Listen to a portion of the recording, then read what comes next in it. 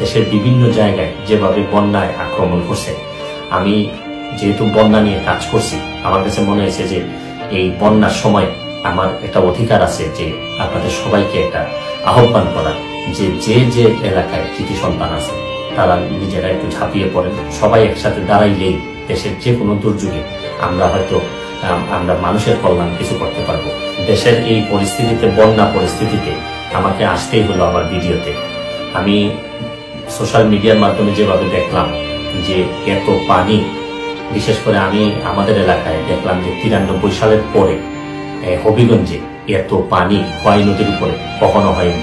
কারণ একটা ভারত থেকে একটা ড্যাম এটা ছেড়ে দেওয়ার কারণে পানি আর কোনোভাবে কুলায় উঠতে পারতেছে না আমাদের নদী।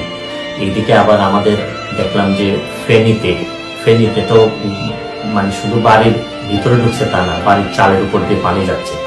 এরকম কুমিল্লা, দেশের বিভিন্ন জায়গায় যেভাবে বন্যায় আক্রমণ করছে, আমি যেহেতু বন্যা নিয়ে কাজ করছি, আমার কাছে মনে হয়েছে যে এই বন্যার সময় আমার একটা অধিকার আছে যে আপনাদের সবাইকে একটা আহ্বান করার, যে যে যে এলাকায় কৃতি সন্তান আছে তারা নিজেরা একটু ঝাঁপিয়ে পড়েন মানুষের।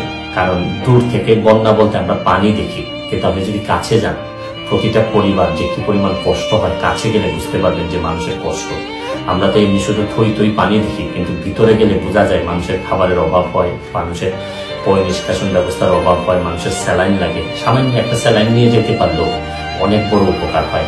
আমি বিশেষ করে প্রধান উপদেষ্টা মহোদয় ডক্টর মোহাম্মদ ইউনূস সাহেবকে অনুরোধ করবো যে সারা দেশে ওনার তো তৃণমূলে কাজ করার অভিজ্ঞতা আছে, উনি যদি একটু ব্যবস্থা নেন মানুষ অনেক বেশি শান্তি পাবেন। কারণ আমি আরেকটা জিনিস, আমার এলাকায় নিজের হবিগঞ্জের যারা আছেন, যারা আমার আত্মীয় স্বজন, যারা ফলোয়ার আছেন, তাদেরকে বলবো যে আপনারা যেভাবে পারেন আমাদের এলাকার অন্তত এলাকার মানুষগুলাকে সেভ করার চেষ্টা করেন।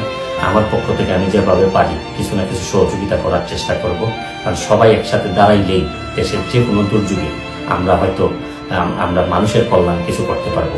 আমরা বহু মানুষ আছি, হয়তো মানুষ একটু বিপদে পড়লেই কাজে আসতে পারি, হয়তো আমরা চেয়ে ঘুরে বেড়া না, আমরা হয়তো অনেক বেশি প্রতিবাদকারী না, বা সব জায়গায় দাঁড়ায় যেতে পারি না, অনেক লিমিটেশন নিয়ে মানুষ হিসাবে বেঁচে থাকি। তারপর চেষ্টা করেন যে সবাই মিলে অন্তত বন্যা দুর্গতরে সবকিছুর ঊর্ধ্বে উঠে বন্যা যারা দুর্গত তাদের পাশে দাঁড়াবেন, এইটুকু আমার আপনাদের কাছে আহ্বান, আপনাদের কাছে চাওয়া।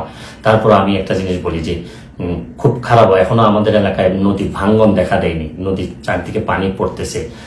যদি ভাঙ্গন দেখা দেয়, খুবই খারাপ অবস্থা হয়, তাহলে আপনারা নিশ্চিত থাকতে পারেন আমি যেভাবেই হোক সশরীরে আপনাদের মাঝে হাজির হব। আমি চেষ্টা করবো আমার সর্বস্ব দিয়ে যাদের জন্য আমি শপথ নিয়েছিলাম তাদের পাশে।